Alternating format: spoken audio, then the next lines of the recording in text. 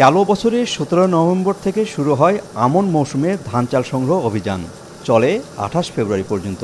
এ সময় বগুড়ায় ধান সংগ্রহের কথা ছিল 12,610 টন, যেখানে সংগ্রহ হয়েছে মাত্র 81 টন। এর মধ্যে জেলার 12 উপজেলার 10টি থেকে কোনো ধান সংগ্রহ করতে পারেনি খাদ্য বিভাগ। আর চালের 32,000 টনের জায়গায় সংগ্রহ হয়েছে 24,075 টন। কৃষকরা জানান, সরকারের নির্ধারিত দামের চেয়ে বাজারে বেশি দাম পাওয়ায় খাদ্য গুদামে ধান চাল দেননি তারা।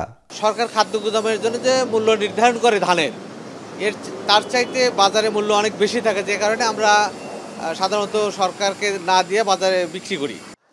আসল কাশ্মীরি মানেই স্মার্ট কাশ্মীরি, একটি তাসমিয়া কসমেটিক্স অ্যান্ড টয়লেট্রিজ লিমিটেডের পণ্য। তবে চালকল মালিকদের দাবি, লাইসেন্স বাতিল ও জরিমানা এড়াতে কেজিতে 5 থেকে 60 টাকা লোকসানে চাল দিয়েছেন তারা। আর মির মালিক সমিতির অভিযোগ, প্রতি বছর বাজার ও সরকারি দরে অসমতায় ব্যর্থ হচ্ছে সরকারের খাদ্য সংগ্রহ অভিযান। যদি দামের সাথে বিবেচনা করা না হয়, তাহলে মিলগুলো রক্ষা করা সম্ভব হবে না। ব্যবসাগুলো পুরো কর্পোরেট ব্যবসার হাতে চলে যাবে। কর্পোরেট ব্যবসায়ীগুলি তাদের ইচ্ছা মতো দাম বৃদ্ধি করে। বাছাই করার পর 25 কেজি চাউল হয়, 25 কেজি চাউল বাজার এসে পরে দেখা যাবে 58 টাকা। তা 47 টাকা চাউলের রেট আমরা 58 টাকা যদি পড়ে, তা আমরা কেমন করে সেই এত লস কেমন করে প্রতি কেজিতে 12-13 টাকা লস করে আমরা কেমন করে চাউল দিব? এমন অবস্থায় আগামীতে বাজারের সাথে সমন্বয় করে দাম নির্ধারণের কথা জানান জেলা খাদ্য কর্মকর্তা।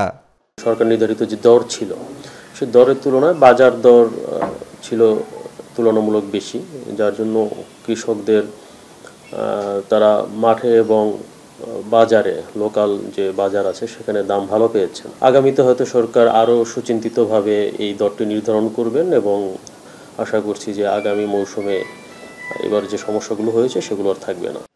গেল মৌসুমে প্রতি কেজি ধান 33 এবং সিদ্ধ চালের দাম নির্ধারণ করা হয়েছিল 47 টাকা, যেখানে হাট বাজারে মৌসুমের শুরু থেকেই প্রতি কেজি ধান 35 থেকে 38 এবং চাল বিক্রি হয়েছে 50 থেকে 52 টাকায়।